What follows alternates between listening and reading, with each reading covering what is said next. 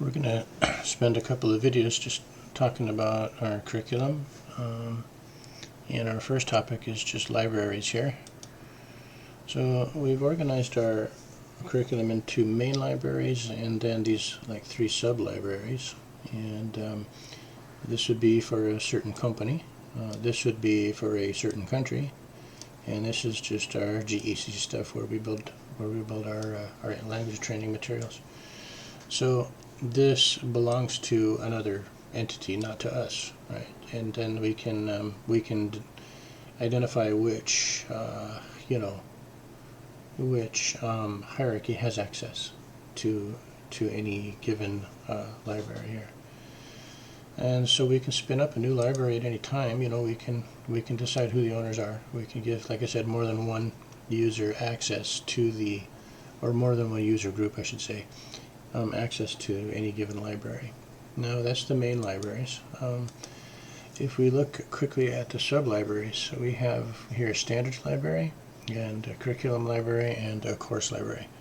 So let's talk about the standards library first, because this is where we build out our standards. Okay, what are standards? Well, oftentimes you're going to have academic standards, like, for example, let me just pop this open and I'll show you what I mean.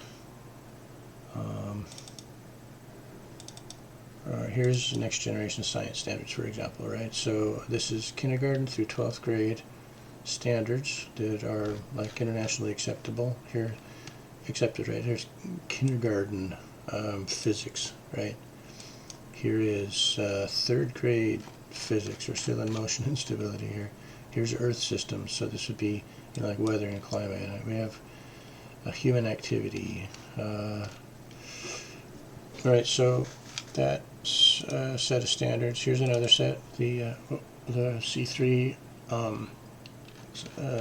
framework for social studies. This would be civics, right? Civics and political institutions, and here are all the standards. So we basically, just going back to here then, what we'll do is we set up our kindergarten through 12th grade, and we can set up these other grades, what we call grade levels, okay? And then when you drill into the grade level, you actually have to set up your subjects. So inside a grade level here, you have to set up your subject.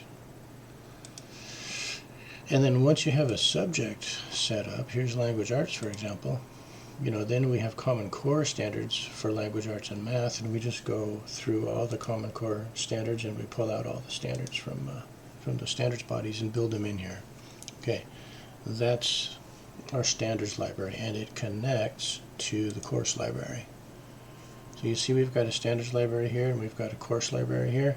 These two are connected, and let me show you that briefly.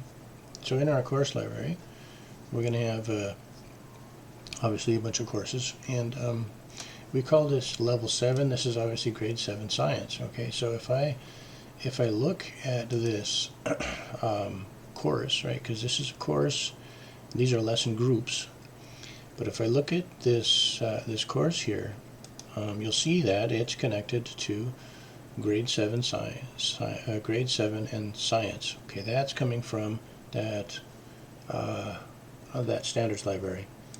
So then when I go in to create some lessons, and here's a bunch of lessons in this lesson group.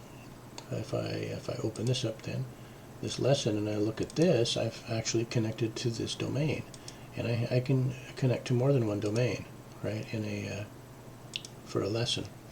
And finally, to bring this all home here, the end of the video, when you come in and you look at the problems, so these are the problems inside this lesson, and then if you just open up this problem, you'll see that we have access now. The domain has already been identified. Remember, we did that when we built the lesson, and now that domain is present here, then now we have access to all of the all of the standards in that lesson. Now over here is our CEFR standards, where we can pick, like if we want, this is B2, so we'd pick B2 usage standards probably. And these haven't been set up apparently yet. maybe we're going to be working with text or something, and here's the standards for that. The reason that the language standards are different than the academic standards is because when we build this problem in 4 difficulty levels, we're going to be wanting to associate a B2 CEFR standard here, but in this case we're going to be wanting the A1. Where's A1 usage? Yeah, we're going to be wanting A1 usage here. Might be, I don't think they have note-taking. Well, they have working with text. And they don't have note-taking in A1 yet, but in any case, in this way we can apply the academic standard to every one of these questions, but we can apply CEFR standards to different ones of these, and then we can track student progress that way.